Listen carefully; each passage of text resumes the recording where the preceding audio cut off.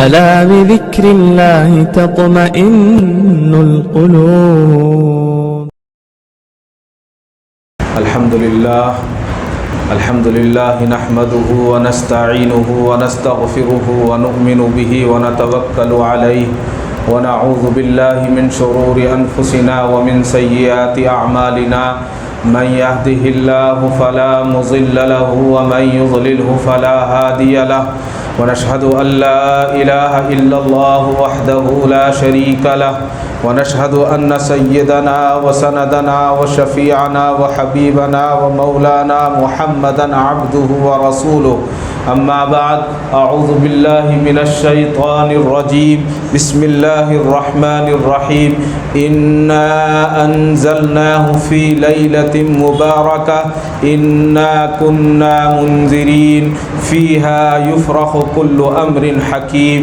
صدق الله مولانا العظيم وصدق رسوله النبي الكريم وعلى آله وأصحابه أجمعين والحمد لله رب العالمین.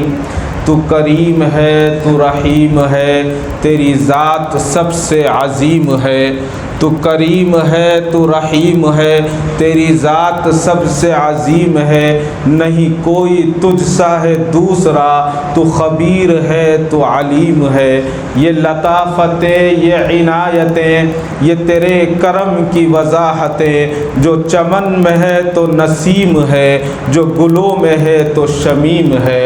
تو ہی راز ذات و صفات کا، تو ہی رنگ و بزم حیات کا.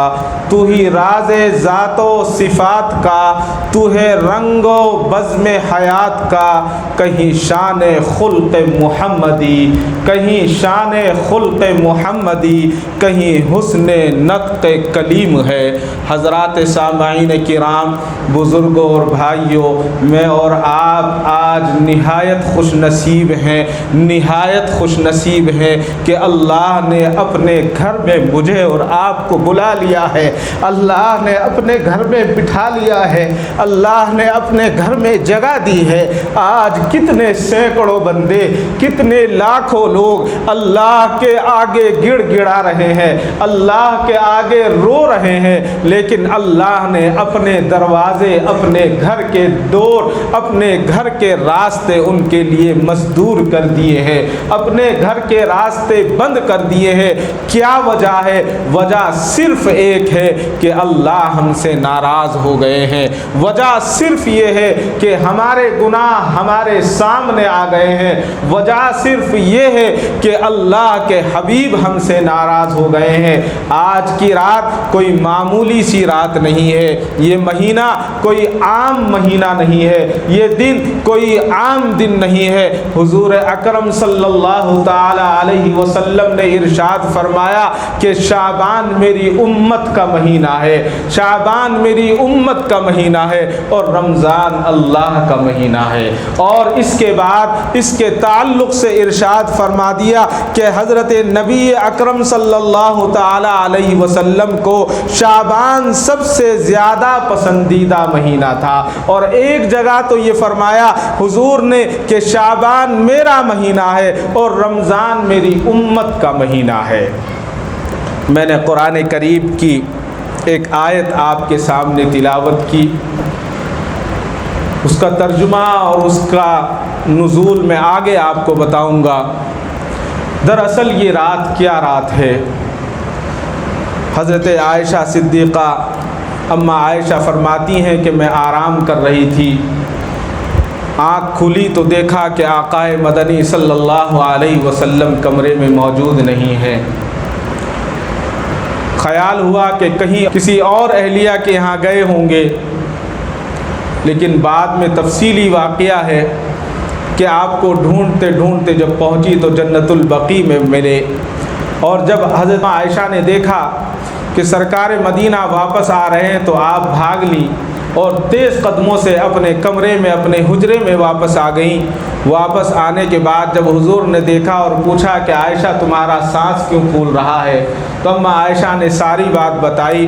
تو آپ نے بتایا کہ آج 15 شعبان ہے، آج شب برات کی رات ہے. اور یہ وہ رات ہے جس میں اللہ تبارک و تعالی نیچے آ جاتے ہیں، دوسرے اپنی جگہ سے نیچے آسمان پر تشریف لے آتے ہیں، اور آنے کے بعد آپ پکارتے ہیں کہ ہے کوئی بندہ جو آج روزی مانگے تو میں اس کو روزی دوں گا، ہے کوئی بندہ جو آج مغفرت طلب کرے میں اس کو مغفرت دوں گا، ہے کوئی بندہ جو آج اپنے گناہوں سے معافی طلب کرے میں اس کو معاف کر دوں گا، ہے کوئی بندہ جو جہنم سے چھٹکارا چاہے میں جہنم سے چھٹکارا دوں گا، ہے کوئی بندہ جو اپنے بڑوں کی عمروں میں عمر دراز چاہے تو میں ان کی عمر دراز کر دوں گا، ہے کوئی بندہ جو اپنی تکلیف کو ختم کروانا چاہے میں اس کی تکلیف کو ختم کر دوں گا۔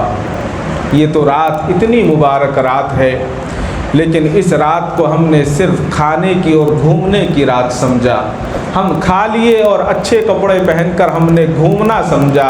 اس رات کا مقصد گھومنا نہیں ہے، اس رات کا مقصد ٹہلنا نہیں ہے، بلکہ اس رات کا مقصد تو اللہ کے آگے گڑ گڑانا ہے اور اللہ سے مغفرت طلب کرنا ہے۔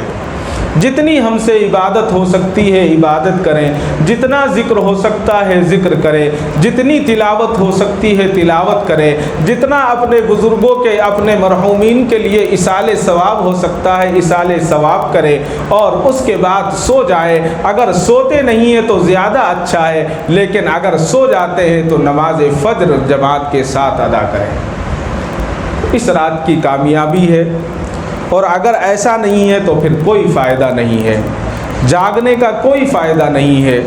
جاگنا جس طرح سے روزانہ ہم بیکار میں جاگتے ہیں ایسا جاگنا ہوا، لیکن اللہ کا جتنا شکر ادا کریں اس کے آگے ہم جتنے گڑ گڑائیں اتنا ہی کم ہے کہ اللہ نے آج ہمیں ایک حسین موقع دیا ہے۔ گزشتہ سال کتنے لوگ تھے، کتنے ہمارے بڑے ہمارے درمیان تھے، اور کتنے لوگ تڑپ رہے تھے کہ شعبان کے دن مسجدیں کھل جائیں، لیکن مسجدیں نہیں کھلی۔ کتنے لوگ تھے کہ اللہ کے آگے گڑ گڑائے، لیکن یہ ماحول اور یہ خوشنما منظر نہیں تھا جو منظر آج میں اور آپ دیکھ رہے ہیں۔ مجھے ابھی وہ منظر یاد آ رہا تھا۔ گزشتہ شب برات کے دن ہم نے گھر میں نماز ادا کی، آپ نے بھی گھر میں نماز ادا کی۔ میرے والد نے چند باتیں کہی اور رونے لگے اور خوب دعائیں کی اور کہا کہ آج اللہ ہم سے ناراض ہے، آج اللہ ہم سے ناراض ہے، اس لیے آج ہم مسجدوں میں نہیں جا سکے۔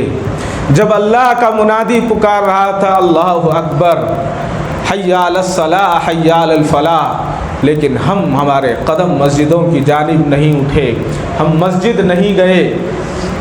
آج اللہ ناراض ہو گیا، آج ہم مسجد جانا چاہتے ہیں لیکن دروازے بند کر دیے گئے۔ دروازے بھی کس سے بند کروائے؟ اپنے نافرمانوں سے دروازے بند کروا دیے گئے۔ لوگ چھپ کر نماز پڑھنا چاہتے تھے، ان کو بھی پکڑ کر لے جایا گیا۔ ساری چیزیں آپ کے سامنے ہیں، کتنے کیس بک ہوئے۔ یہ صرف اللہ کی نافرمانی اور ناراضگی کا سبب ہے۔ حضور اکرم صلی اللہ علیہ وسلم سے سوال کیا گیا کہ یا رسول اللہ صلی اللہ علیہ وسلم، رمضان کے بعد سب سے زیادہ افضل روزے کس ماہ کے ہیں؟ تو حضور نے فرمایا کہ رمضان کے بعد اگر سب سے زیادہ افضل روزے ہیں تو وہ شعبان کے روزے ہیں۔ بعض روایات میں 3 روزے بتائے گئے اور 1 روزہ بتایا گیا، جیسے آج 15 شعبان تھی تو آج کا 1 روزہ، اگر آج روزہ نہیں رکھ سکے تو کل کا 1 روزہ، اور اس کے ساتھ ساتھ فرمایا حضور اکرم صلی اللہ علیہ وسلم نے جو بندہ 3 روزے رکھ لیتا ہے اور افطار سے پہلے مجھ پر درود پڑھتا ہے تو خدا اس کے اگلے اور پچھلے سارے کے سارے گناہ معاف فرما دیتے ہیں۔ صرف 3 روزے، اور فرمایا کہ اس کی روزی میں اللہ تبارک و تعالی برکت عطا فرما دیتے ہیں۔ اور سیدنا جبرائیل علیہ السلام نے حضور اکرم صلی اللہ علیہ وسلم کو خبر دی، خدا تعالیٰ نے اس مہینے میں رحمت کے 300 دروازے کھول دیتا ہے۔ اور نبی اکرم صلی اللہ علیہ وسلم نے ایک بار پوچھا کہ تم جانتے ہو کہ شعبان کو شعبان کیوں کہتے ہیں؟ لوگوں نے عرض کیا کہ اللہ اور اس کا رسول زیادہ بہتر جانتا ہے۔ آپ نے فرمایا اس لیے رمضان کے لیے اس میں خیر کثیر کے بہت سارے شعبے نکل کے آتے ہیں۔ اور حضرت انس رضی اللہ تعالیٰ عنہ سے مروی ہے، حضور سے دریافت کیا گیا کہ رمضان کے بعد کون سے روزے افضل ہے؟ تو آپ نے فرمایا کہ رمضان کے بعد سب سے افضل روزے شعبان کے روزے ہیں۔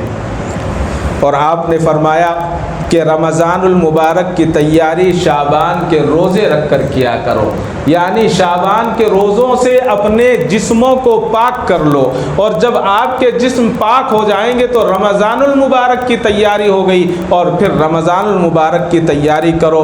حضور اکرم صلی اللہ تعالی علیہ وسلم نے ارشاد فرمایا تمام مہینوں پر رجب کی ایسی فضیلت ہے جیسے قرآن کی تمام کلاموں پر، اور باقی مہینوں پر شعبان کی ایسی فضیلت ہے جیسی فضیلت تمام انبیاء پر، اور رمضان کی فضیلت باقی مہینوں پر ایسی ہے جیسے خدا کی فضیلت اپنی مخلوق پر ہے۔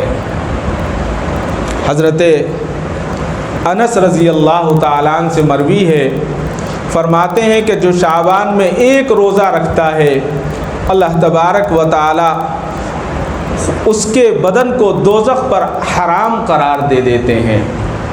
حضرت انس فرماتے ہیں کہ ایک روزہ رکھنے پر دوزخ کو اس کے بدن پر حرام قرار دے دیا جاتا ہے، اور اتنا ہی نہیں، آگے فرمایا وہ جنت میں حضرت یوسف علیہ السلام کا رفیق ہوگا، حضرت یوسف کا رفیق ہوگا۔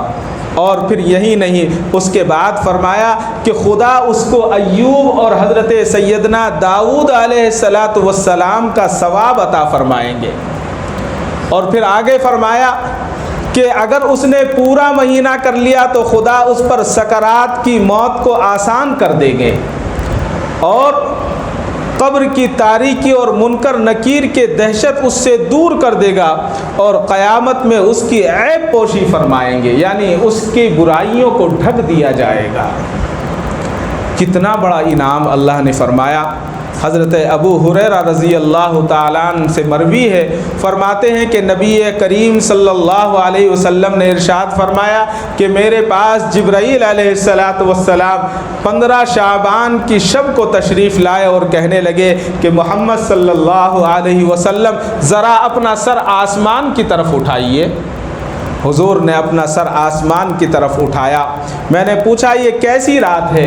انہوں نے یہ جواب دیا یہ ایسی رات ہے کہ خدا اس میں رحمت کے 300 دروازے کھول دیتے ہیں، اور سوائے مشرک کے سب کو بخش دیا جاتا ہے۔ اور اس کے بعد فرمایا مگر ہاں جو ساحر ہے یعنی جادو کرنے والا ہے اس کو نہیں بخشا جائے گا، اور جو شرابی ہے اس کو نہیں بخشا جائے گا، اور جو اپنے والدین کا نافرمان ہے اس کو نہیں بخشا جائے گا، اور فرمایا جو اپنے بھائی سے کینہ رکھتا ہو یعنی اس نے بول چال بند کر رکھی ہو اس کو نہیں بخشا جائے گا۔ بخشا جا سکتا ہے، اس وقت بخشا جا سکتا ہے کہ وہ اس سے توبہ کر لے، اس لیے کہ اللہ کی رحمت بہت بڑی ہے۔ اللہ کی رحمت اتنی بڑی ہے کہ ہم اس کا تصور نہیں کر سکتے، ہم اس کے بارے میں سوچ نہیں سکتے کہ اللہ کی رحمت کتنی بڑی ہے۔ حضرت سیدنا داؤد علیہ السلام کے زمانے میں ایک شخص تھا۔ یہ بتانے کا مقصد یہ ہے کہ جب انسان اللہ سے یقین کے ساتھ مانگتا ہے، اللہ سے جستجو کے ساتھ مانگتا ہے، اللہ سے محبت کے ساتھ مانگتا ہے تو اللہ تبارک و تعالیٰ اس کو عطا فرماتے ہیں۔ جو بھی مانگے اللہ تعالیٰ اسے عطا فرماتے ہیں۔ حضرت سیدنا داؤد علیہ السلام کا ایک امتی تھا، کاہل تھا، یعنی جس کو ہم آج کے لفظوں میں کام چور تھا، کام نہیں کرتا تھا کچھ، دعا ضرور کیا کرتا۔ ہر وقت جب بھی عبادت ہوتی، نماز ہوتی تو نماز میں جاتا اور دعا کیا کرتا، اور اس کی ایک دعا تھی کہ یا اللہ مجھے بے انتہا رزق عطا فرما، اور بہت سارا مال و دولت عطا فرما، چاندی اور سونا عطا فرما۔ دعا کرتا اور گھر آ جاتا۔ لوگ کہا کرتے تھے کہ تیری دعا کا فائدہ کیا ہے؟ دعا اس طرح مانگنی نہیں چاہیے، کچھ کرنا چاہیے، جب تم کچھ کرو گے تو اللہ تبارک و تعالیٰ تمہیں عطا فرمائے گا۔ اس کا کہنا یہ تھا کہ نہیں، ایسا نہیں ہے، بلکہ حضرت سیدنا داؤد علیہ السلام نے بتا رکھا ہے کہ جو دعا مانگو گے دل سے اللہ ضرور دے گا۔ لوگ بھی دیکھتے رہے، سنتے رہے، کوئی بات نہیں، نماز پڑھتا اور گھر آ جاتا، فاقے کشی ہوتے، کہیں سے کچھ کھانے کو مل گیا، کھا لیا۔ ایک دن ایسا ہوا کہ اس کے گھر میں ایک گائے گھس کر آ گئی۔ جیسے ہی گائے آئی، اس نے فوراً گائے کو پکڑا اور نیچے گرایا، اور گرانے کے بعد بسم اللہ اللہ اکبر ذبح کر دیا۔ کہنے لگے اللہ نے جو ہے میری آج دعا کو سن لیا ہے، رزق بھیج دیا ہے۔ گائے کو ذبح کیا اور بڑے بڑے گوشت کے ٹکڑے بنائے، جو اس زمانے میں دستور تھا، اور گوشت کو آگ پر بھوننا شروع کر دیا۔ گائے جس کی کھوئی تھی، وہ گائے ڈھونڈتے ڈھونڈتے ان کو گوشت کی خوشبو آئی، وہ فوراً اس کے گھر میں آئے، دیکھا کہ گائے ذبح کی بھی پڑی ہے، چمڑا وہی ہے، گوشت بھونا جا رہا ہے۔ کہا کہ اچھا یہ تو گائے ہماری ہے۔ کہا کہ نہیں، تمہاری گائے نہیں، تمہاری گائے کس نے بتایا؟ گائے تو میری ہے، اللہ نے بھیجی ہے، اس لیے میں نے ذبح کی، کئی دن سے بھوکا تھا، کھا رہا ہوں، آپ کون ہوتے ہیں؟ انہوں نے کہا کہ بھائی یہ چوری بھی اور سینہ زوری بھی، یہ بات غلط ہے۔ ایسا کرتے ہیں کہ حضرت سیدنا داؤد علیہ السلام سے چل کر فیصلہ کروا لیتے ہیں۔ چلے گئے۔ حضرت داؤد علیہ السلام بادشاہ بھی تھے اور نبی بھی تھے۔ حضرت داؤد علیہ السلام کے پاس جانے کے بعد حضرت داؤد نے کہا کہ بھائی کیا بات ہے؟ تو اس امتی نے کہا کہ حضرت آپ کو فیصلہ کرنے کا کوئی حق نہیں ہے، اللہ نے رزق دیا ہے تو آپ کون فیصلہ کرنے والے ہیں؟ آپ تو بادشاہ ہیں، آپ خاموش رہیے، اللہ نے دے دیا، میں نے کاٹا اور پکا لیا اور کھا رہا ہوں۔ حضرت سیدنا داؤد پریشان۔ حضرت نے کہا کہ ٹھیک ہے، تم جاؤ، دونوں کے دونوں تینوں احباب چلے جاؤ، میں اللہ سے مشورہ کر لوں اور اللہ سے معاملہ کر لوں، جب اللہ بتائیں گے اس کے بعد میں اس کا فیصلہ سناؤں گا۔ تو اللہ تبارک و تعالیٰ سے دعا کی کہ اللہ عجیب و غریب فیصلہ ہے، دو لوگ کہتے ہیں کہ گائے ہماری ہے اور ہمیں بھی پتہ ہے کہ گائے ان کی ہے، گائے میری امتی کی نہیں ہے، لیکن یہ کہتا ہے کہ اس اللہ نے مجھے دی ہے، تو اس کا فیصلہ کیا ہے؟ آپ ہی فیصلہ فرمائیں۔ تو اللہ تعالیٰ نے فیصلہ فرمایا کہ آپ کا جو امتی کہتا ہے وہ سچ کہتا ہے، وہ گائے بھی اسی کی ہے، وہ رزق بھی اسی کا ہے۔ حضرت داؤد نے پوچھا کہ اے اللہ یہ کیسے؟ رزق بھی اس کا، گائے بھی اس کی، گائے تو دوسروں کی تھی۔ تو اللہ تعالیٰ نے فرمایا کہ جب یہ چھوٹا سا تھا تو اس کے باپ کو ان لوگوں نے قتل کر دیا تھا اور اس کے گھر سے چاندی اور سونا چرا کر لے گئے تھے، اور لے جا کر چاندی اور سونا انہوں نے دفن کر دیا تھا، اور ایک گائے کا بچہ تھا اس کو بھی لے گئے تھے، اور اس کو یہ پال کر بڑا کر لیا تھا، تو اب وہ بڑا ہو گیا، کھانے کے قابل ہو گیا، تو ہم نے اس کو دے دیا۔ کل جب وہ آپ کے دربار میں آئیں گے تو دونوں کو گرفتار کر لینا، اور جو چاندی اور سونا ہے وہ بھی اس کو لے کر دے دینا۔ جب دربار لگا، عجیب فیصلہ تھا، حضرت داؤد علیہ السلام نے ان کو کہا کہ ان کو گرفتار کر لیا جائے، اپنی پولیس سے کہا۔ تو لوگوں نے کہا کہ اے داؤد یہ کیسا فیصلہ ہے؟ حضرت داؤد نے کہا کہ فیصلہ یہ ہے کہ اس کے باپ کو بچپن میں انہوں نے مار دیا تھا جب یہ بچہ چھوٹا تھا، اور چاندی اور سونا بھی لے گئے تھے، بتاؤ کہاں ہے چاندی اور سونا؟ انہوں نے اقرار کر لیا اور سارا چاندی اور سونا لا کر پیش کر دیا۔ اس کے بعد حضرت داؤد علیہ السلام نے وہ سارا چاندی اور سونا اس کاہل کو دے دیا، اس کام چور کو دے دیا۔ تو جب اس نے سارا چاندی اور سونا لیا اور لینے کے بعد ہنستے ہوئے سارے لوگ جو اس کو ہنسا کرتے تھے اور ان کو دیکھ کر کہنے لگا کہ دیکھو تم کہتے تھے کہ دعا سے ملتا نہیں ہے، دعا سے اللہ کتنا دیتا ہے۔ بس شرط یہ ہے کہ آپ کو یقین ہونا چاہیے، آپ کو یہ یقین ہونا چاہیے کہ ہم جو مانگ رہے ہیں اللہ تبارک و تعالی ہمیں دیں گے، اور اگر یقین نہیں ہے تو پھر کوئی فائدہ نہیں ہے۔ تو آج کی رات یقین کی رات ہے، آج کی رات یقین کی رات اور مانگنے کی رات ہے۔ اس رات کی اہمیت کا ہمیں پتہ چل جائے تو کبھی یہ رات ہم اپنی زندگی میں ضائع نہ کریں۔ اس رات کے تعلق سے کتاب البرکہ میں لکھا ہے کہ آج کی رات ایسی رات ہے کہ اس رات میں زمین کے چرندے اور پرندے اور سمندر کی مچھلیاں بھی روزہ رکھتی ہیں اور اس رات میں اللہ سے دعا مانگتی ہیں۔ کتنی مبارک رات ہے، کتنی بڑی رات ہے۔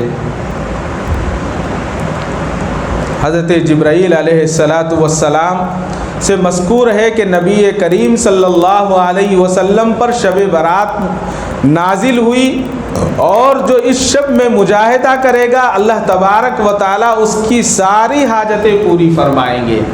اور آگے لکھا ہے کہ حضور اکرم صلی اللہ علیہ وسلم مجاہدہ فرماتے رہے، پھر دوبارہ جبرائیل آپ کے پاس آئے اور کہنے لگے اے محمد صلی اللہ علیہ وسلم اپنی امت کو بشارت دے دیجئے، کیونکہ خدا تعالیٰ نے مشرک کے سوا آپ کی تمام امت کو اس رات میں بخش دیا ہے۔ کتنی مبارک رات ہے یہ۔ لیکن آج ہم صرف قیافہ سازی پر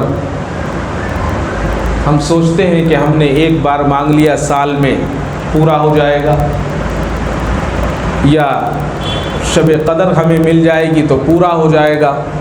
یہ ایسا نہیں ہے۔ اللہ نے چھوٹی سی زندگی دی ہے، 50-60 سال کی زندگی۔ اس زندگی کو ہم کام میں لے آئیں۔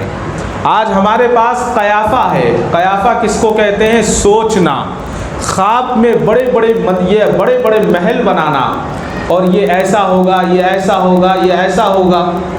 اور اس میں اللہ تعالیٰ نے حضرت انسان اور حضرت انسان میں خاص طور سے مسلمان کو بڑی فہم عطا کی ہے، یعنی بہت ذہن اور بہت دماغ عطا کیا ہے۔ بہت سارے عامل ہوتے ہیں، میں کسی پہ نقطہ نہیں کر رہا ہوں، وہ آدمی کو دیکھتے ہی بتا دیتے ہیں آپ کو کہ آپ اس پریشانی میں مبتلا ہیں۔ حقیقت یہ ہے کہ وہ پریشانی میں مبتلا اس کی آنکھیں بتا رہی ہیں، کوئی عمل نہیں ہے۔ یہ ان چیزوں میں سب سے زیادہ عرب بہت آگے ہیں۔ ایک واقعہ اور یاد آ گیا، اس کو سنا کر بات سمجھنے میں آسانی رہے گی، کہ ایک عرب کے 4 لڑکے تھے، چاروں کے چاروں فرما بردار تھے۔ باپ نے چاروں بچوں کو بلایا اور کہا کہ میرا انتقال ہونے والا ہے، اگر میرا انتقال ہو جائے، انتقال کے بعد میری جو وراثت ہے آپ اس میں صحیح تقسیم کر لینا، اور اگر تقسیم کرتے ہوئے آپس میں جھگڑا ہو جائے تو فلاں شہر کا جو بادشاہ ہے، فلاں ملک کا، اس کے پاس چلے جانا، میرا دوست ہے، میرا سلام کہنا، وہ تمہاری جائیداد کو برابر تقسیم کر دے گا۔ بچوں نے کہا ٹھیک ہے ابا جی، جیسا آپ کہہ رہے ہیں۔ انتقال ہو گیا۔ انتقال کے بعد وراثت تقسیم ہونے لگی۔ چاروں بھائی بیٹھے اور بیٹھ کر یہ تیرا، یہ میرا، یہ تیرا، یہ میرا، جھگڑا شروع ہو گیا۔ باپ نے پہلے ہی بتایا تھا کہ جھگڑا ہوگا۔ کہنے لگے کہ ٹھیک ہے، اب جھگڑا ہو رہا ہے، جھگڑنے کی ضرورت نہیں ہے۔ ابا نے بتایا تھا کہ فلاں ملک کے بادشاہ کے پاس جا کر اپنے جھگڑے کو سمیٹ لینا، ختم کر لینا، چلو وہاں چلتے ہیں۔ چاروں بھائی ملے اور چاروں نے سفر شروع کر دیا۔ سفر شروع کرتے ہوئے جب ملک کے بادشاہ کے قریب گاؤں کے پہنچے تو دیکھا کہ ایک آدمی بہت پریشان گھوم رہا ہے۔ تو بڑے بھائی نے اس کو بلایا کہ یہاں آؤ۔ کہنے لگے جی کیا بات ہے؟ کہ کیا تمہارا اونٹ کھو گیا ہے، تم اتنے پریشان نظر آ رہے ہو؟ انہوں نے کہا کہ جی ہاں، میرا اونٹ کھو گیا ہے، اس لیے میں پریشان ہوں۔ آپ نے دیکھا ہے؟ کہا کہ نہیں، مجھے معلوم نہیں ہے، میں نے تو نہیں دیکھا، صرف آپ سے پوچھ رہا ہوں۔ یہ کہتے ہیں قیافہ۔ کہا کہ آپ نے دیکھا نہیں، پھر آپ نے پوچھا کیسے؟ کہ بس ایسے ہی دل میں آیا، میں نے پوچھ لیا۔ تو دوسرا بھائی کہنے لگا کہ آپ کا اونٹ کانا ہے کیا؟ اس کو ایک آنکھ سے نہیں دکھتا؟ اس نے کہا کہ بالکل صحیح، میرا اونٹ کانا ہے، اس کو دکھتا نہیں ہے۔ تو اس کا مطلب آپ نے اونٹ دیکھا ہے میرا؟ کہا کہ نہیں، میں نے نہیں دیکھا۔ تیسرے بھائی نے کہا کہ آپ کا اونٹ پونچھ کٹا ہے کیا؟ اس کی پونچھ کٹی ہوئی ہے؟ کہا کہ ہاں، پونچھ کٹی ہوئی ہے۔ تو کہا کہ آپ نے اونٹ دیکھا ہے؟ کہ نہیں، میں نے نہیں دیکھا۔ عجیب بات ہے، تینوں نشانیاں صحیح۔ چوتھے بھائی نے کہا کہ آپ کا اونٹ لنگڑا ہے کیا؟ اس نے کہا کہ یہ بھی نشانی صحیح ہے، میرا اونٹ لنگڑا ہے۔ اب بتائیے میرا اونٹ کہاں دیکھا آپ نے؟ کہا کہ ہم نے نہیں دیکھا، ہمیں نہیں پتا ہے، آپ اپنا اونٹ ڈھونڈ لو۔ اس نے اونٹ ڈھونڈنا چھوڑ دیا اور ان کے ساتھ میں چل دیا۔ کہنے لگا میرا اونٹ دو۔ کہا کہ مجھے نہیں پتا۔ چلتے چلتے بادشاہ کے یہاں پہنچ گئے۔ پہنچنے کے بعد سلام کلام ہوا، کہا کہ ہم فلاں شہر سے آئے ہیں، فلاں کے بیٹے ہیں۔ تو بادشاہ کا انتقال ہو چکا تھا، بادشاہ کا بیٹا موجود تھا۔ بادشاہ کے بیٹے نے کہا کہ ہاں آپ صحیح کہتے ہیں، ہمارے والد صاحب بتایا کرتے تھے کہ میرا ایک دوست ہے فلاں ملک کا، اگر کبھی آئے تو اس کی خاطرداری کرنا۔ ابھی بات ہو ہی رہی ہے کہ اونٹ والا آ گیا۔ اونٹ والے نے کہا کہ بادشاہ سلامت، آپ کے جو یہ 4 مہمان ہیں، مہمان نہیں یہ تو چور ہیں، انہوں نے میرا اونٹ چرایا ہے۔ 4 نشانیاں تھیں، چاروں کی چاروں بتا دی اور اونٹ کے بارے میں نہیں بتا رہے ہیں۔ انہوں نے کہا کہ ہم نے تو اونٹ دیکھا ہی نہیں، تو ہم کیسے بتائیں؟ بادشاہ نے پوچھا کہ آپ نے کیسے بتایا ان کو؟ تو اس نے کہا کہ آپ بتائیے، بڑے بھائی سے پوچھا۔ بڑے بھائی نے کہا کہ اس کی جو پریشانی تھی، اس کے چہرے سے مجھے اندازہ ہو گیا کہ اس کا اونٹ کھو گیا ہے، بس اتنا ہی تھا۔ انہوں نے کہا یہ تو چلو مان سکتے ہیں، لیکن دوسرے بھائی نے جو بتایا کہ اونٹ کانا ہے، اس کو دکھتا نہیں، یہ کیسے پتا چلا؟ تو اس نے کہا کہ حضور اس میں کوئی بڑی بات نہیں ہے، جب ہم آ رہے تھے تو میں نے دیکھا دونوں طرف چارہ ہرا تھا، ایک طرف چارہ کھا رکھا تھا جانور نے، ایک طرف بالکل صحیح تھا۔ میں سمجھ گیا کہ جانور کی ایک آنکھ خراب ہے، اس لیے میں نے پوچھا کہ تمہارے اونٹ کی آنکھ خراب تو نہیں ہے؟ بادشاہ نے کہا بڑی اچھی بات کہی، ٹھیک ہے کوئی بات نہیں، اب تیسرا بتاؤ کہ آپ نے یہ کیسے پہچانا کہ اس کی دم کٹی ہوئی ہے؟ تو اس نے کہا کہ جب بکری یا اونٹ گوبر کرتا ہے تو وہ دم ہلاتا ہے، اور جب دم ہلاتا ہے تو گوبر پھیل جاتا ہے، مینگنیاں پھیل جاتی ہیں۔ میں نے دیکھا کہ وہاں گوبر تو پڑا ہے لیکن وہ پھیلا ہوا نہیں، بلکہ سیدھا گرا ہوا ہے، تو میں سمجھ گیا کہ یہ اونٹ جو ہے اس کی دم نہیں ہے۔ بادشاہ نے کہا یہ بات بھی صحیح ہے۔ کہا کہ اچھا یہ بتاؤ کہ آپ نے یہ کیسے معلوم کیا کہ اونٹ لنگڑا ہے؟ تو انہوں نے کہا کہ اونٹ لنگڑا ہے، میں نے زمین پر دیکھا تو ایک پیر کا نشان جا رہا تھا، تو میں سمجھ گیا کہ اونٹ لنگڑا ہے۔ بادشاہ نے کہا کہ بھائی یہ لوگ تو سچے لوگ ہیں اور یہ بدھیمان لوگ ہیں، دماغ والے لوگ ہیں، لہٰذا ان کے پاس اونٹ نہیں ہے، تم جاؤ اپنا کام کرو۔ ان کو تو بھیج دیا اور اپنے وزیر کو بلا کر کہا کہ ایسا کرو، یہ جو 4 لوگ ہیں ان کے اوپر نظر رکھو، یہ لوگ زیادہ چالاک اور شاطر لوگ ہیں، یہ کیا کرتے ہیں مجھے بتانا۔ وزیر نے کہا ٹھیک ہے حضور۔ اب دسترخوان لگایا گیا کھانے کے لیے۔ جب دسترخوان کھانے کے لیے لگا،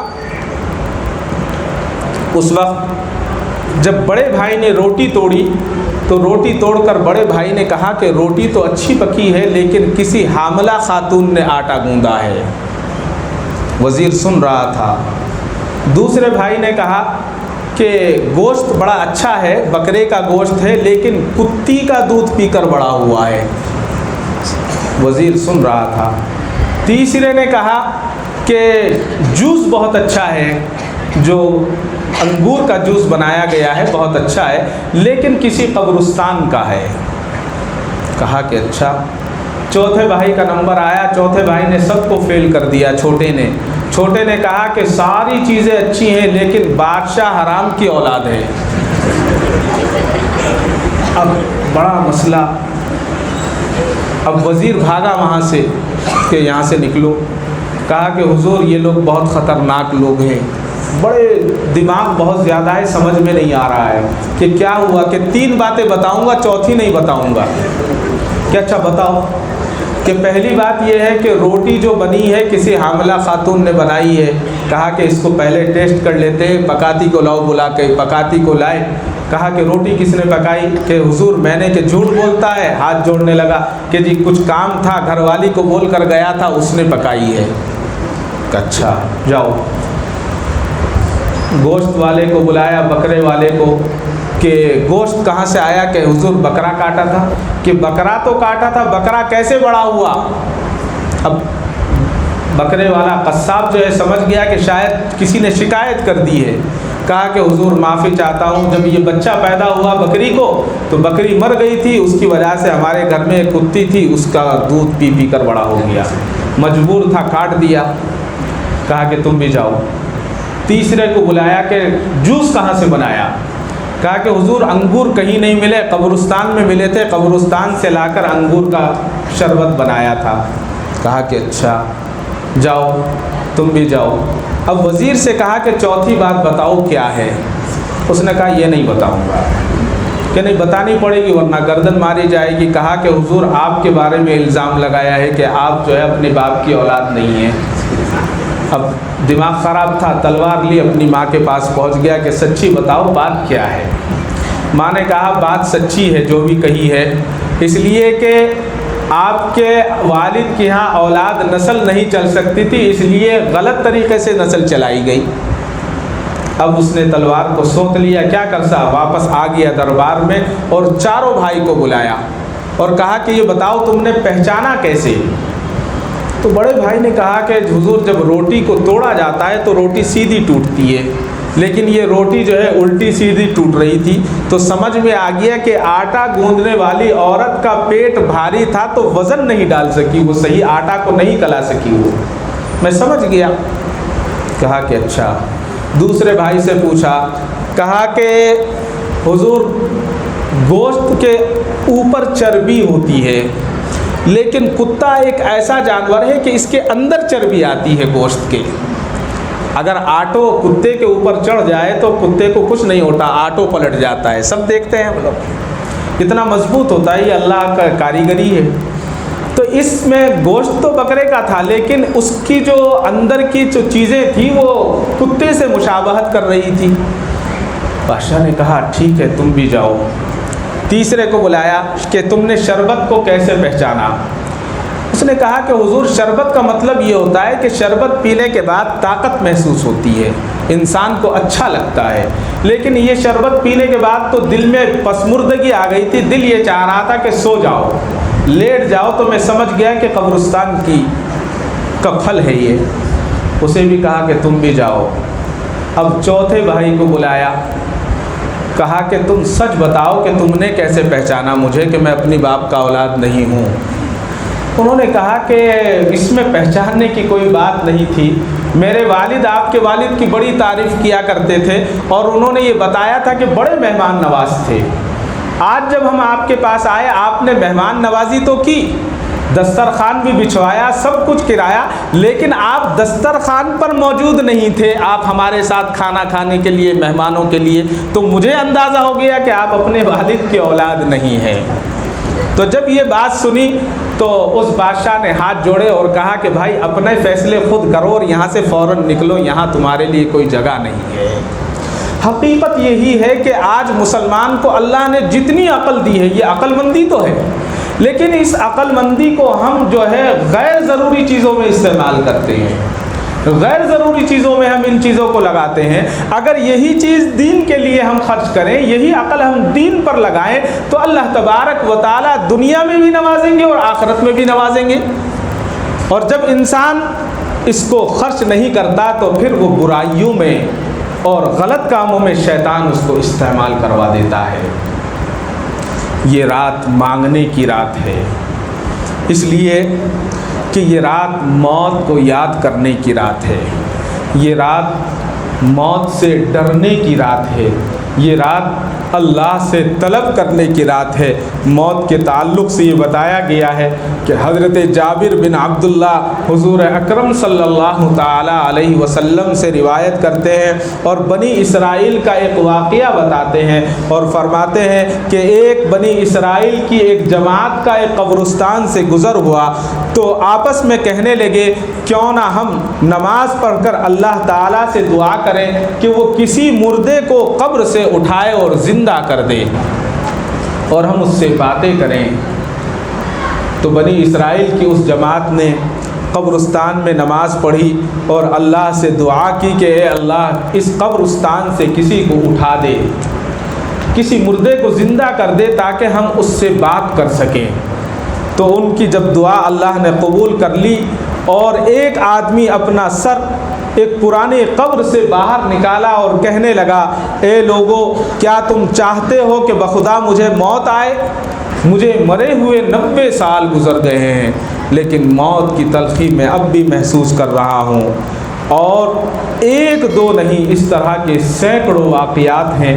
حضرت عیسیٰ علیہ السلام کے تعلق سے آتا ہے کہ کچھ لوگوں نے کہا کہ آپ زندہ کر دیتے ہیں, چڑیوں کو زندہ کر دیتے ہیں, مردوں کو زندہ کر دیں, کسی پرانی قبر سے آپ کسی مردے کو اٹھائیں. تو ایک پرانی قبر دکھائی اور کہا کہ آپ اس کو اٹھائیے۔ تو حضرت عیسیٰ علیہ السلام نے کہا کہ اللہ کے حکم سے اٹھ جا۔ تو جب وہ کھڑا ہوا تو اس سے پوچھا کہ تو کون ہے؟ تو اس نے کہا میں سام حضرت نوح علیہ السلام کا بیٹا ہوں، اور مجھے اتنے 1000 سال مرے ہوئے ہو گئے ہیں لیکن ابھی موت کی تلخی میرے منہ سے ختم نہیں ہوئی ہے۔ حضرت حسن رضی اللہ تعالیٰ عنہ فرماتے ہیں حضور اکرم صلی اللہ علیہ وسلم کا آپ ارشاد نقل کرتے ہیں کہ موت کی سختی اور تکلیف مومن کے لیے اس قدر ہے جیسے کسی تلوار سے 300 ضربیں لگائی جائیں، 1 2 نہیں 300۔ اور یہ کس کے لیے؟ مومن کے لیے بتایا گیا جو ایمان والا ہے، اس کو جب موت آتی ہے تو اتنی تکلیف ہوتی ہے، اور جو ایمان والا نہیں ہوتا اس کا کیا حال ہوتا ہوگا، اس کو کیا تکلیفیں گزرتی ہوں گی، یہ تو اللہ ہی جانتا ہے۔ علماء کرام اور بزرگان دین فرماتے ہیں کہ جس شخص کو موت کا یقین ہے کہ ایک دن آ کر رہے گی تو اسے لازم ہے کہ اعمال صالحہ کی تیاری کرے اور اچھے اعمال کرے اور برے اعمال سے رک جائے، اور اچھے اعمال کرے گا اور برے اعمال سے رک جائے گا تو یہی موت کی تیاری ہے۔ موت کی تیاری بس یہی ہے، اس کے لیے کچھ الگ سے ہمیں کچھ کپڑے پہننے کی ضرورت نہیں ہے، الگ سے کچھ دوسرے سماج میں جا کر رہنے کی ضرورت نہیں ہے، بس برائی سے رک جائے اور اچھائی کی دعوت دے اور اچھا کام خود بھی کرے اور دوسروں کو بھی بتائے، یہ سب سے آسان طریقہ ہے۔ حضرت مولانا محمود الحسن صاحب گنگوہی رحمۃ اللہ علیہ کے تعلق سے آتا ہے، جو مفتی اعظم دارالعلوم دیوبند تھے، کہ جب آپ سجدے میں جایا کرتے تھے تو جلدی سے سر نہیں اٹھاتے، بہت لمبا سجدہ کیا کرتے تھے۔ تو آپ کے مریدین نے کہا کہ حضرت آپ اتنا لمبا سجدہ کرتے ہیں، بہت لمبا سجدہ کرتے ہیں، کیا بات ہے، جلدی سے آپ سجدے سے سر نہیں اٹھاتے؟ تو حضرت نے فرمایا کہ بھائی جب سجدے سے سر اٹھانا چاہتا ہوں تو دل میں یہ بات آتی ہے کہیں ایسا نہ ہو کہ دوسرے سجدے کی مہلت نہ ملے اور ہمارا انتقال ہو جائے، اور جب انسان ایسا سوچتا ہے تو پھر اللہ تعالیٰ اس کو ایسی ہی موت عطا فرماتے ہیں اور دنیا میں بھی ایسے ہی دکھا دیتے ہیں۔ حضرت مفتی محمود الحسن صاحب گنگوہی رحمۃ اللہ علیہ دارالعلوم دیوبند کے بڑے مفتی تھے، بڑے فقیہ تھے۔ حضرت کا انتقال ساؤتھ افریقہ میں ہوا، تو میں حضرت کے مزار پر گیا، بات مجھے یاد آ گئی ہے۔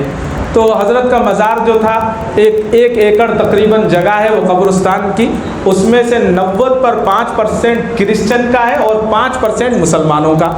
مسلمانوں کی قبریں مشکل سے 7 یا 8 تھی اس وقت جب میں گیا تھا۔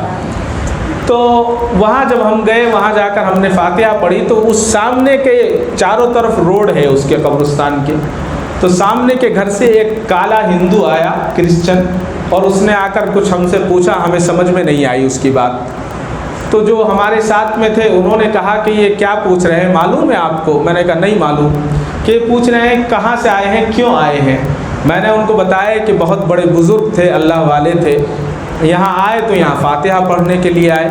تو انہوں نے بتایا کہ جب ان کا انتقال ہوا تھا تو ہم رات کو دیکھا کرتے تھے کہ اوپر سے ایک روشنی آتی اور سارے قبرستان میں روشنی پھیل جایا کرتی تھی، یہ ہم نے اپنی آنکھوں سے دیکھا ہے۔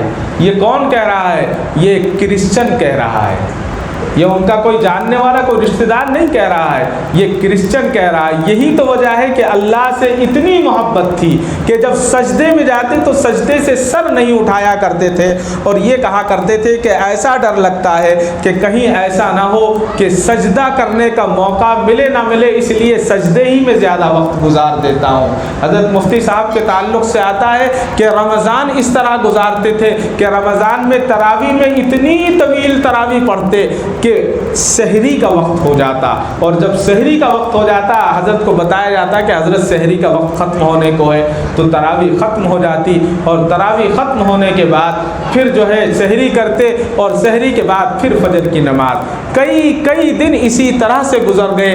تو گھر والوں نے کہا کہیں حضرت کی طبیعت خراب نہ ہو جائے، بہت زیادہ نقاہت آ رہی ہے، حضرت ایک دن آرام کر لیا کریں، ایک دن عبادت کر لیا کریں۔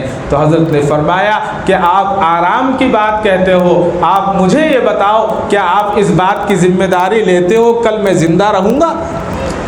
کوئی ذمہ داری نہیں ہے، کسی کو پتہ نہیں ہے کہ ہمیں موت کب آئے گی اور کب چلی جائے گی، کچھ پتہ نہیں ہے۔ یہ سب ساری کی ساری چیزیں اللہ تبارک و تعالیٰ ہی جانتے ہیں، اللہ ہی کو معلوم ہے، لہٰذا اس رات کو ہم غنیمت جانیں، اس رات کے تعلق سے ہم اللہ کے آگے آج گڑ گڑائیں، اللہ سے مانگیں۔ کسی نے ملک الموت سے کہا، اے ملک الموت، تو کتنا بے درد انسان، تو کتنا بے درد فرشتہ ہے کہ کسی کو بتاتا بھی نہیں ہے اور آ کر اس کی روح قبض کر لیتا ہے۔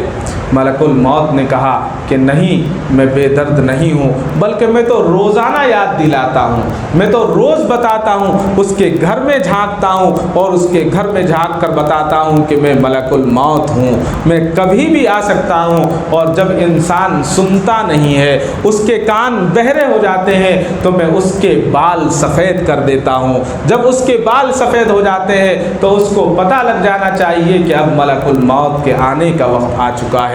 پھر جب بھی نہیں سمجھتا تو میں اس کے دانتوں کو ڈھیلا کر دیتا ہوں، اس کے دانتوں کو گرانا شروع کر دیتا ہوں۔ وہ جب بھی نہیں سنبھلتا تو میں اس کی کمر کو جھکا دیتا ہوں، وہ جب بھی نہیں سمجھتا اس کے ہاتھ میں لکڑی دے دیتے ہیں، وہ تب بھی نہیں سمجھتا اس کو بیماریوں میں، ایسی بیماروں میں مبتلا کر دیا جاتا ہے کہ سارے کے سارے ڈاکٹر اور حکیم کہہ دیتے ہیں کہ یہ بیماری علاج کے قابل نہیں ہے، لیکن وہ تب بھی نہیں سمجھتا میں کیا کر سکتا ہوں۔ مومن مسلمان کے لیے اللہ تبارک و تعالیٰ نے یہ ساری کی ساری چیزیں رکھی ہیں، لیکن انسان غافل ہے۔ بال سفید ہو گئے، نہیں سمجھا، دانت گرنے لگے، نہیں سمجھا، آنکھوں سے کم دکھنے لگا، نہیں سمجھا، کانوں سے کم سننے لگا، نہیں سمجھا، چلنا اور پھرنا مشکل ہو گیا، نہیں سمجھا، ساری کی ساری بیماریوں نے گھیر لیا، نہیں سمجھا، تو میں کیا سمجھا سکتا ہوں۔ یہ راتیں اللہ نے مومن مسلمان کے لیے اسی لیے دی ہیں کہ ان راتوں کو ہم سمجھ جائیں، ان راتوں کو ہم مانگ لیں، اللہ کے آگے گڑ گڑا لیں۔ اگر ہم مانگیں گے اور گڑ گڑائیں گے تو اللہ تبارک و تعالیٰ عطا کرے گا۔ کتنے واقعات ہیں، حضرت شبلی رحمۃ اللہ علیہ کے تعلق سے آتا ہے کہ جب سانس لیا کرتے تھے تو لفظ اللہ کی آواز آیا کرتی تھی۔ ایک بستی میں چلے گئے، بچوں نے سمجھا کہ یہ تو دیوانہ جا رہا ہے، یہ کوئی پاگل جا رہا ہے۔ بچے ہوتے ہیں، بچوں نے پتھر اٹھا کر مارنا شروع کر دیا۔ حضرت شبلی رحمۃ اللہ علیہ کے خون بہنے لگا۔ اسی نے دیکھا کہ شبلی کے خون بہ رہا ہے، آگے بڑھے، سوچا کہ ان کے پٹی باندھ دوں، کوئی کپڑا لپیٹ دوں تاکہ خون بہنا بند ہو جائے۔ وہ صاحب کہتے ہیں کہ جب میں آگے گیا، میں نے جا کر دیکھا کہ شبلی رحمۃ اللہ علیہ کا خون زمین پر گرتا ہے، گرتے ہی لفظ اللہ کی شکل اختیار کر لیتا ہے۔ اگر لہو زمین پر گرے تو بھی لفظ اللہ بن جائے، جب انسان اللہ کا ہوتا ہے تو اللہ اس کا ہو جائے۔ یہ رات اسی کے لیے دی گئی ہے کہ ہم مانگتے رہیں اللہ سے۔ اور آج حقیقت یہ ہے کہ ہمارا دل دنیا میں پھنسا ہوا ہے، دنیا کی ہر چیز ہمیں یاد ہے، اگر کوئی یاد نہیں ہے تو وہ اللہ یاد نہیں ہے، اگر کوئی یاد نہیں ہے تو اللہ کے رسول یاد نہیں ہے، اللہ کا حکم یاد نہیں ہے۔ حضرت عطار رحمۃ اللہ علیہ کے تعلق سے آتا ہے کہ آپ کے سامنے ایک شخص آیا اور آ کر کہا کہ اے عطار، تو نے دواؤں کی دکان کر رکھی ہے، اتنا سارا شہد، اتنی ساری شیشیاں دواؤں کی بوتلیں رکھی ہوئی ہیں، تیری روح ان تمام بوتلوں میں اٹکی ہوئی ہوگی۔ حضرت عطار نے کہا کہ کیا کہتے ہو، کہنا کیا چاہتے ہو؟ کہنے لگے کہنا کچھ نہیں چاہتا، صرف اتنا بتا رہا ہوں، جب روح تیری فرشتہ قبض کرنے کے لیے آئے گا تو اتنی بوتلوں میں تیری روح اٹکی ہوئی ہوگی، کبھی سوچے گا یہ لے لوں، یہ لے لوں، یہ لے لوں۔ تو حضرت عطار جب بھی نہیں سمجھے اور کہا کہ تیری روح کیسے اٹکی ہے؟ تو کہا کہ میری روح کا معلوم نہیں آپ کو کیسے اٹکی ہے، دکھاتا ہوں۔ چادر پاس میں تھی، دکان کے سامنے چادر بچھائی اور لیٹے اور کہا کہ میری روح تو ایسے ہوگی، لا الہ الا اللہ محمد الرسول اللہ، گردن جھک گئی، ختم، روح قبض ہو گئی۔ فوراً حضرت عطار نے اپنی دکان کو چھوڑا اور اللہ کے راستے میں نکل گئے۔ یہ تھے اللہ والے، یہ اللہ کے دوست ہوا کرتے تھے۔ حضرت مولانا یعقوب مجددی رحمۃ اللہ علیہ ایک بہت بڑے اللہ والے گزرے ہیں، ناگپور کے غالباً تھے۔ میرے والد ہمیشہ ان کا واقعہ سنایا کرتے تھے، آپ نے کبھی سنا ہو شاید۔ بہت بڑے ولی تھے۔ ایک دن سارے گھر والوں کو بلایا، کہا کہ سب آ جاؤ۔ سب آ گئے۔ کہا کہ کیا بات ہے؟ کہا کہ کچھ نہیں، سب کو بلایا اس لیے ہے کہ میری روح قبض ہونے والی ہے۔ کہا کہ روح قبض ہونے والی ہے؟ کہ جی ہاں۔ سب بیٹھو۔ تو گئے، جا کر غسل کیا، نئے کپڑے پہنے، نئے کپڑے پہن کر آ کر لیٹ گئے کہ دیکھو اب میری روح قبض ہوگی۔ گھر والے مذاق سمجھ رہے ہیں، سب سے بات کرتے رہے۔ کہا کہ اب میری روح پیروں میں ہے، پھر کہا کہ اب ناف میں ہے، پھر کہا کہ اب میری روح قلب میں آ چکی ہے، اب روح جانے والی ہے۔ فی امان اللہ، اور کلمہ پڑھا اور لا الہ الا اللہ محمد رسول اللہ کی آواز چھت میں سے آئی اور روح قبض ہو گئی۔ یہ تھے اللہ والے، ان کی روح جو ہے ہر وقت اللہ سے لو لگاتی تھی۔ میں کل ہی ایک ڈاکٹر کی یہ پڑھ رہا تھا، تو انہوں نے 1200 مریضوں پر ریسرچ کیا کہ روح کیا ہے، لیکن کامیابی نہیں ملی۔ کہ روح کیسی ہوتی ہے یہ بھی نہیں پتہ چلا۔ جیسے آج ہم بہت ساری دوربینیں ہمارے پاس ایسی ہیں کہ اس سے اس کی شکل کا پتہ چل جاتا ہے۔ بس پتہ چلا تو یہ چلا کہ انسان کی روح کتنی ہوتی ہے، کس کا وزن کتنا ہوتا ہے۔ تو انہوں نے کہا کہ جتنی بھی انسانی، چاہے وہ بچہ ہو، بوڑھا ہو، جوان ہو، جو بھی ہو، اس کی روح کا وزن 21 گرام ہوتا ہے۔ اب بتائیے 21 گرام وزن، میری ٹوپی کا وزن شاید 100-150 گرام ہوگا۔ اور پھر انہوں نے بتایا کہ یہ گرام بھی غلطی کر رہا ہے۔ اگر اس گرام کو بھی ہم ساری روحوں کو تولا، جو ہم نے 1200 ایسی باڈیوں پر انہوں نے ریسرچ کیا جو سکرات کے عالم میں تھے، لیکن صحیح ریسرچ نہیں ہو سکا، اور یہ بتایا کہ آخری صحیح ناپ ہم نے یہ لیا کہ 5 عدد ٹیشو پیپر، جو ہاتھ یا منہ ہم صاف کرتے ہیں ٹیشو پیپر، 5 پیپر کے وزن سے زیادہ وزن روح میں نہیں ہوتا۔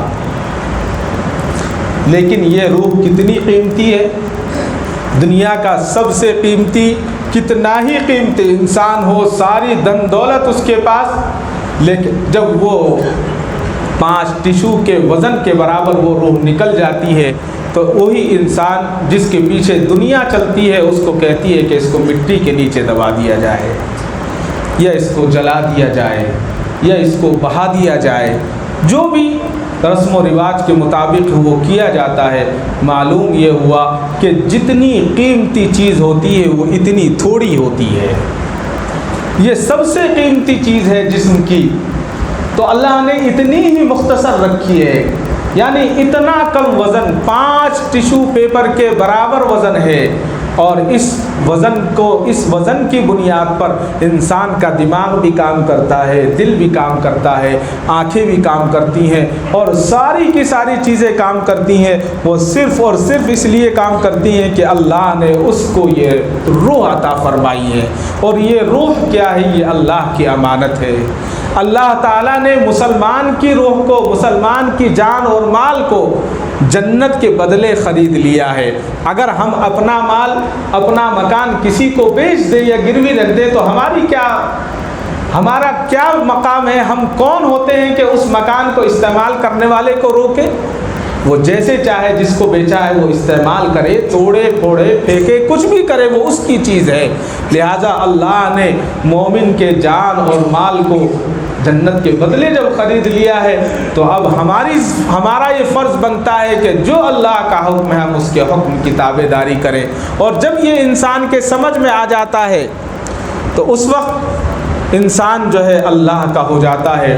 حضرت ابراہیم بن ادھم رحمۃ اللہ علیہ ایک بہت بڑے حاکم تھے، بادشاہ تھے۔ ایک دن بیٹھے بیٹھے اللہ کی حکمتیں اور یہ ساری باتیں سمجھ میں آئی، بادشاہت چھوڑ کر جنگل کی طرف نکل گئے اور اللہ میں لگ گئے۔ آپ کے بعد آپ کے قائم مقام جو بادشاہ ہوا، اتفاق سے وہ آ گیا اس طرف جنگل میں، اور اس نے دیکھا کہ ابراہیم بن ادھم بیٹھے ہوئے اپنی صدری سی رہے ہیں، پھٹا ہوا ہے کپڑا، اس کو سوئی سے سی رہے ہیں۔ تو اس حاکم نے کہا کہ ابراہیم بن ادھم، تمہیں اللہ کی نعمتیں پسند نہیں آئی، تمہیں آرام پسند نہیں آیا، تمہیں اس جنگل میں اس تکلیف دہ زندگی میں رہنا پسند آیا ہے، تم نے کون سی زندگی کو پسند کیا ہے؟ اچھا تھا تم وہیں رہتے، بادشاہت کرتے، عیش کی زندگی گزارتے۔ حضرت ابراہیم بن ادھم نے فرمایا کہ بھائی، جابر حکمران بن کر تم جیو، تم حکومت کرو، تم لوگوں پر ظلم ڈھاؤ، تم اللہ کی نافرمانی کرو، تمہیں کیا معلوم کہ اس زندگی میں کیا مزہ ہے، تمہیں کیا معلوم ہے یہ زندگی کون سی زندگی ہے؟ اس نے کہا کہ کون سی زندگی ہے؟ تم تو اپنے ہاتھ سے بیٹھ کر اپنا کپڑا سی رہے ہو، تمہارا کپڑا سینے والا تمہارے پاس موجود نہیں ہے۔ حضرت ابراہیم بن ادھم کو غصہ آ گیا، جوش آ گیا، اور وہ سوئی جو ہاتھ میں تھی دریا میں پھینک دی، اور پھینک کر اللہ کے آگے گڑ گڑائے، سجدے میں گر گئے۔ اے اللہ، میں نے اپنی سوئی کو تیرے اس میں پھینک دیا ہے، لہٰذا میری سوئی مجھے عطا فرما۔ ابھی یہ دعا کر کے ہاتھ نیچے نہیں رکھے کہ سمندر کی مچھلیاں اپنے منہ میں سوئی، سونے کی سوئی لے لے کر سمندر کے کنارے پر آ کر کھڑی ہو گئی۔ حضرت ابراہیم نے کہا کہ نہیں، یہ سوئی نہیں چاہیے مجھے، سونے اور چاندی کی سوئی نہیں چاہیے مجھے، تو وہ سوئی چاہیے جو سوئی میں نے دریا میں پھینکی ہے۔ اتنے میں ایک مچھلی آئی، اور وہ مچھلی نے حضرت ابراہیم بن ادھم کو ان کی سوئی عطا کر دی۔ حضرت ابراہیم نے کہا کہ تم کیا جانو، یہ بادشاہت ہے، یہ بادشاہت ہے، اصل زندگی تو یہ ہے، جو ہم چاہتے ہیں اللہ تعالیٰ وہ کرتے ہیں، اس لیے کہ ہم اللہ کے ہو گئے، اللہ ہمارا ہو گیا ہے۔ حضرت ابراہیم بن ادھم ایک مرتبہ مکہ تشریف لائے، اور مکہ تشریف لانے کے بعد آپ نے لوگوں کو جوڑ لیا، لوگوں کو نصیحت کرنے لگے، اور لوگوں سے کہنے لگے، اے لوگوں، اے آدمیوں، اے اللہ کے بندو، تم جانتے نہیں ہو، اگر تم اللہ کے ہو جاؤ اور تم پہاڑ کو کہو اے پہاڑ تو یہاں سے چل، تو پہاڑ چلنے لگے گا۔ ابھی حضرت ابراہیم بن ادھم نے کہا تھا، تاریخ میں لکھا ہے کہ پہاڑ چلنے لگا۔ حضرت ابراہیم نے کہا، اے پہاڑ تو رک جا، میں نے تجھے چلنے کے لیے نہیں کہا ہے۔ یعنی انسان جو چاہتا ہے اللہ تبارک و تعالیٰ اس کو عطا فرماتے ہیں، لیکن شرط یہ ہے کہ اللہ کا ہو جائے، اللہ سے مانگے تب اللہ کا ہوگا۔ زیادہ طویل بات نہ کرتے ہوئے اس رات کے تعلق سے بہت آخری بات اپنی کر کے بات کو ختم کرتا ہوں۔ حضرت شیخ عبد القادر جیلانی رحمۃ اللہ علیہ غنیت الطالبین میں لکھتے ہیں کہ ابو النصر نے حضرت انس رضی اللہ تعالیٰ عنہ سے روایت کی ہے کہ وہ حضرت اماں عائشہ رضی اللہ تعالیٰ عنہ سے روایت کرتے ہیں، اور حضرت اماں عائشہ نے فرمایا کہ میں نے آقائے مدنی صلی اللہ علیہ وسلم کو فرماتے سنا ہے، 4 راتیں ایسی ہیں کہ لوگوں کے سال بھر کے اعمال اللہ کے حضور پیش ہوتے ہیں، ایک شخص سفر کے لیے نکلتا ہے، ایک شخص نکاح کرتا ہے، 4 راتیں ایسی ہیں کہ اللہ تبارک و تعالیٰ ان سب لوگوں پر نیکیوں کے دروازے کھول دیتے ہیں۔ ایک رات عید الاضحیٰ کی رات ہے، ایک رات عید الفطر کی رات ہے، اور ایک رات شب برات کی رات ہے، یعنی آج کی رات ہے، اور ایک رات عرفہ کی رات ہے، جس میں حجاج کرام جا کر دعائیں مانگتے ہیں۔ اللہ تعالیٰ لوگوں کو عمریں عطا کی ہیں، اور ان کے رزق اور ان کے حج کے بارے میں لکھ دیتا ہے۔ آج کی رات وہی رات ہے کہ اگلے سال تک کون زندہ رہے گا اس کے لیے لکھ دیا جاتا ہے، اس کا رزق کتنا ہوگا یہ لکھ دیا جاتا ہے، اگلے سال تک کے تعلق سے بتا دیا جاتا ہے، اگلے سال کون حج کرے گا یہ بتا دیا جاتا ہے۔ آج کی رات چھوٹے سے لفظوں میں کہوں، یہ بجٹ کی رات ہے۔ اس رات میں بجٹ بنا دیا جاتا ہے، اور جب بجٹ بنتا ہے حکومتوں کا تو اس میں کم و بیشی کر لی جاتی ہے، بنتے وقت کم و بیشی ہوتی ہے، بننے کے بعد کم و بیشی نہیں ہوتی۔ جب تیار پرنٹ آؤٹ نکل گیا کچھ نہیں کر سکتے۔ اب یہ ہمارے پاس موقع ہے، یہ آج کی رات جو ہے اسی کی رات ہے کہ اس رات میں ہم اللہ سے مانگ لیں، اللہ سے گڑ گڑائیں۔ جب مانگیں گے، گڑ گڑائیں گے تو اللہ تبارک و تعالی ہمیں عطا کرے گا۔ آخری بات جو ہے اس رات کے تعلق سے ہے، حضور اکرم صلی اللہ علیہ وسلم کی ایک روایت ہے جو نجحت المجالس میں تحریر ہے کہ آج کی رات آسمان کے دروازے کھول دیے جاتے ہیں اور پہلے دروازے پر فرشتہ پکارتا ہے کہ اس شب میں رکوع کرنے والے کو خوشخبری ہو، یعنی رکوع اور سجدہ کرنے والے کو خوشخبری ہو۔ دوسرا پکارتا ہے اس شب میں سجدہ کرنے والے کو خوشخبری ہو۔ تیسرا پکارتا ہے کہ اس شب میں دعا کرنے والے کو خوشخبری ہو۔ چوتھا دروازے پر فرشتہ پکارتا ہے اس شب میں خوف خدا سے رونے والے پر خوشخبری ہو۔ اور پانچواں دروازے پر پکارتا ہے اس شب میں بھلائی کرنے والے پر خوشخبری ہو۔ اور چھٹے دروازے پر فرشتہ پکارتا ہے کوئی سوال کرنے والا ہے جس کا سوال پورا کیا جائے۔ ساتویں دروازے پر پکارتا ہے کوئی استغفار کرنے والا ہے، کوئی استغفار کرے اور اس کی مغفرت کی جائے۔ میں نے حضرت جبرائیل سے پوچھا یہ دروازہ کب تک کھلا رہے گا؟ انہوں نے جواب دیا کہ طلوع فجر تک یہ دروازہ کھلا رہتا ہے۔ آج الحمدللہ ہم نے عشاء کی نماز پڑھی، سنتیں پڑھی، سجدہ بھی کیا، رکوع بھی کیا، دعائیں بھی مانگی، پھر دعائیں مانگیں گے، پھر ذکر کریں گے، تو یہ سارے کا سارا اسی کا ایک حصہ ہے۔ یہ اللہ تعالیٰ کی طرف سے کتنی بڑی خوشخبری ہے ہمارے تمام کے لیے۔ اور حضرت جبرائیل علیہ السلام فرما رہے ہیں کہ ہر فرشتہ جو ہے آواز دے رہا ہے۔ اور پھر آگے فرمایا اس شب میں بنی کلب کی بکریوں کے بال کے برابر خدا لوگوں کو دوزخ سے آزاد فرما دیتے ہیں۔ ایک حکایت ہے کہ حضرت عیسیٰ علیہ السلام ایک سمندر کے پاس گزر رہے تھے تو وہاں ایک بڑا صاف پتھر نظر آیا۔ تو جب اس صاف پتھر نظر آیا تو حضرت عیسیٰ علیہ السلام نے بڑے تعجب سے اس پتھر کو دیکھا۔ تو اللہ نے فرمایا کہ اے عیسیٰ اس سے بھی زیادہ تعجب کی چیز دکھاؤں؟ تو کہا کہ یا اللہ ضرور دکھائیں۔ تو اس میں سے ایک شخص نکلا اس پتھر میں سے اور اس کے ہاتھ میں ایک انگور کی بیل تھی۔ تو حضرت عیسیٰ نے پوچھا کہ تم کون ہو اور یہاں کہاں آئے ہو؟ اس قبا میں کیا کر رہے ہو؟ اس پتھر کے اندر کیا کر رہے ہو؟ کہا کہ میں اپنے والدین کی خدمت کیا کرتا تھا، تو میرے والدین کی دعائیں تھی کہ اللہ تعالیٰ تمہیں عبادت گزار بنائے، فلاں فلاں بنائے۔ تو اللہ نے وہ دعا کو قبول کر لیا۔ ایک دن میں یہاں آیا، اس پتھر میں دروازہ کھلا اور میں داخل ہو گیا، اور اللہ تعالیٰ نے ایک انگور کی بیل یہاں پیدا کی ہے۔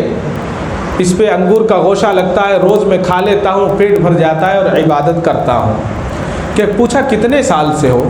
کہا کہ 400 سال سے عبادت کر رہا ہوں۔ تو حضرت عیسیٰ علیہ السلام نے کہا کہ 400 سال سے؟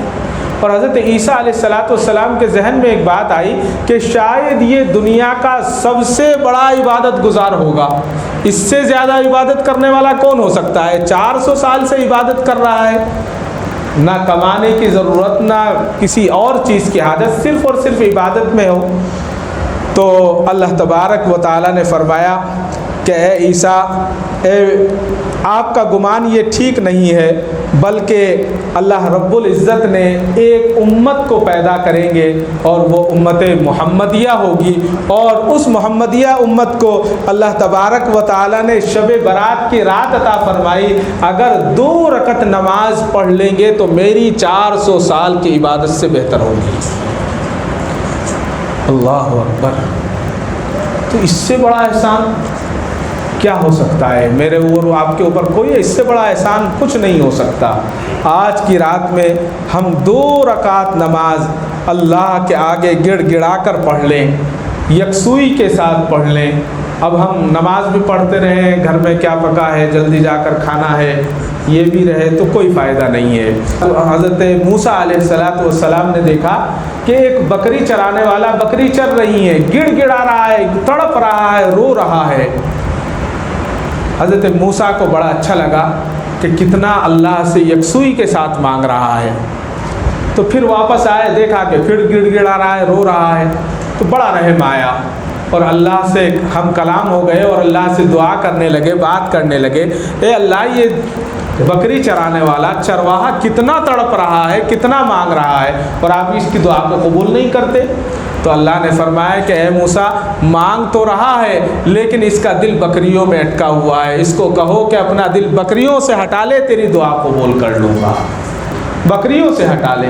اور ایک روایت آتی ہے کہ ایک شخص خوب رو رہا تھا، گڑ گڑا رہا تھا، حضرت موسیٰ نے کہا کہ اللہ کتنی دعائیں مانگ رہا ہے، اس کی دعا قبول نہیں کرتے آپ؟ اللہ نے کہا کہ یہ خود غرض ہے، اپنے لیے دعا کرتا ہے، اس کی کیا دعا قبول کروں؟ اس سے کہو دوسرے کے لیے دعا کرے، جب دوسرے کے لیے دعا کرے گا اس کی برکت سے اس کے لیے دعا قبول کر لو گا۔ تو یہ رات مانگنے کی رات ہے، گڑ گڑانے کی رات ہے۔ کتنے لوگ تھے پچھلے سال جو ہمارے درمیان تھے، چلے گئے۔ اب ہم صرف یہی کی بات کریں، اسی گلی کی بات کریں۔ اس مدرسے کے سیکریٹری صاحب تھے، ان کی والدہ کا انتقال ہوا، پھر ان کا انتقال ہوا، پھر ہمارے سابق صدر حضرت الحاج عبدالباسط صاحب مرحوم، آپ کی اہلیہ محترمہ کا انتقال ہوا۔ گھر سے چل کر گئی، کسے معلوم تھا؟ سب سے بڑی تھی، آرام سے گئی، کتنی اچھی موت، چند گھنٹوں میں تدفین ہو گئی۔ یہ اچھی موت کی علامتیں ہیں۔ اس کے بعد والد صاحب کا ہوا، پھر ہمارے ڈاکٹر صاحب کی والدہ کا ہوا، ڈاکٹر تصدق صاحب کی، اور بھی اسی طرح سے دوسرے اسی محلے کے برابر کی گلی کے ہمارے مسرت قریشی، کتنی کم عمر کے نوجوان تھے، یہاں بیٹھے ہوئے تھے۔ میرے والد کے جنازے میں آگے تھے 8 دن پہلے، کسے معلوم تھا کہ اب ان کا بھی جنازہ اٹھنے والا ہے؟ جانے والے چلے گئے، جو چلے گئے وہ اچھے لوگ تھے اور جو رہ گئے وہ برے ہیں۔ اب جو اس میں سے چھڑ جائیں گے وہ اچھے چلے جائیں گے، برے رہ جائیں گے۔ برے اس لیے رہیں گے کہ اللہ ان کو موقع دے گا، اللہ ان کو وقت دے رہا ہے کہ توبہ کر لو۔ اگر توبہ کر لیا تو قبول ہو جائے گی، اور اگر توبہ نہیں کی تو اللہ ہی حفاظت کرنے والے ہیں، پھر ہمیں کوئی بچانے والا نہیں ہے۔ بہت چھوٹی سی مثال دوں گا۔ آج ہم گھر بناتے ہیں، گھر میں اپنے حساب کی ٹائل لگاتے ہیں، اپنے حساب کا کلر کرتے ہیں، اپنے حساب کے دروازے اور دریچے لگاتے ہیں۔ سارا گھر بنانے کے بعد اگر 3 بیڈ روم کا گھر ہے یا 2 بیڈ روم کا گھر ہے اور گھر کے سب لوگ باہر چلے جائیں تو اکیلا گھر میں رہنے کو دل نہیں چاہتا۔ بتائیے چاہتا ہے کیا کسی کا دل نہیں چاہتا؟ ڈر لگتا ہے، دل میں گھبراہٹ پیدا ہوتی ہے کہ اس گھر میں کیسا رہوں، اکیلے کیسے رہوں میں۔ وہ گھر باعث کیسا ہوگا جس گھر میں نہ ٹائلز ہے، نہ سیمنٹ ہے، نہ پتھر ہے، وہاں تو کیڑوں اور مکوڑوں کا گھر ہے، کیڑوں کا گھر ہے، مکوڑوں کا گھر ہے۔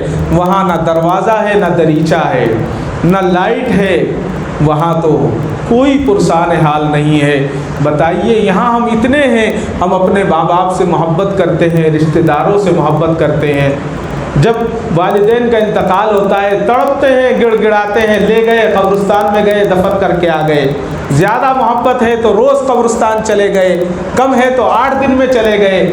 لیکن ایمانداری سے بتائیے کیا کبھی ہم رات کو قبرستان گئے؟ کیا میری اور آپ کی ہمت ہے کہ ہم جس ماں نے ہمیں 2 سال تک اپنی چھاتی سے دودھ پلایا، ہم اس کی قبر پر جا کر ایک رات کوئی سویا ہے اپنی ماں کی قبر پر؟ نہیں سو سکتے، اس لیے کہ اندر کا حال تو ہم نہیں جانتے، باہر کا حال ہی ہم سے برداشت نہیں ہو سکتا۔ ہم وہاں جا کر بیٹھ نہیں سکتے، اگر بیٹھتے ہیں وہاں ایک چھوٹی سی کیڑی ہو یا مکوڑا آتا ہے تو ہم پریشان ہو جاتے ہیں، ہمارے کپڑے خراب ہو جاتے ہیں، پریشان ہو جاتے ہیں۔ مغرب کے بعد اگر قبرستان جائیں تو دل دھک دھک کرتا ہے، دل پریشان ہو جاتا ہے، کانوں میں آوازیں آنے لگتی ہیں۔ کون سی آوازیں؟ قبر کی آوازیں تو ہم نہیں سن رہے ہیں، لیکن یہ آوازیں بھی ہمیں برداشت نہیں ہوتی۔ یہ ساری کی ساری چیزیں ہیں۔ یہ رات اللہ سے مانگنے کی رات ہے، اور خصوصیت کے ساتھ ہم ابھی سے رمضان کی تیاری شروع کر دیں اور یہ نیت کر لیں کہ ایک دن بھی تراویح نہیں چھوٹے گی، کبھی تراویح نہیں چھوٹے گی انشاءاللہ۔ ایک تراویح ہماری نہیں چھوٹنی چاہیے۔ جہاں بھی ہم پڑھ رہے ہیں تراویح پابندی کے ساتھ ادا کریں، پتہ نہیں پھر یہ رمضان ہمیں ملے گا یا نہیں ملے گا۔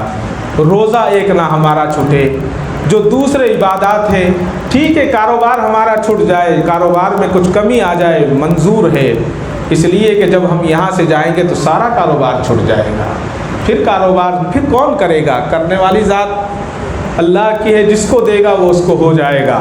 انسان اپنے ساتھ 3 چیزیں لے جاتا ہے، ایک جو اپنے اس نے نیک اعمال کی ہیں وہ، ایک جو اس نے اللہ کے راستے میں خرچ کیا ہے وہ، اور ایک جو اس کی نیک اولاد ہوتی ہے، اصال ثواب کرتی رہتی ہے، وہ چیزیں اس کے ساتھ جاتی ہیں، باقی دنیا کی کوئی چیز اس کے ساتھ نہیں جاتی، سب یہیں رکھا رہ جاتا ہے۔ اور جس کے ساتھ یہ چیزیں چلی جاتی ہیں وہ خوش نصیب ہوتا ہے۔ اللہ تبارک و تعالی جب تک ہمیں اس دنیا میں رکھے، ایمان پر رکھے اور اسلام پر رکھے، اور کلمے والی موت نصیب فرمائے، اور اپنے والدین کے حقوق ادا کرنے والی زندگی ہمیں عطا فرمائے، اسلام والی زندگی عطا فرمائے، اور اپنی عبادت کے لیے قبول فرمائے۔ ذمہ داران کے لیے بھی دعا کریں، جتنے مرحومین ہیں تمام مرحومین کے لیے دعا کریں گے انشاءاللہ۔ اللہ تعالیٰ تمام کی بال بال مغفرت فرمائے، پسماندگان کو صبر جمیل عطا فرمائے۔ کعبے پہ پڑی جب پہلی نظر، کیا چیز ہے دنیا بھول گیا، کیا چیز ہے دنیا بھول گیا۔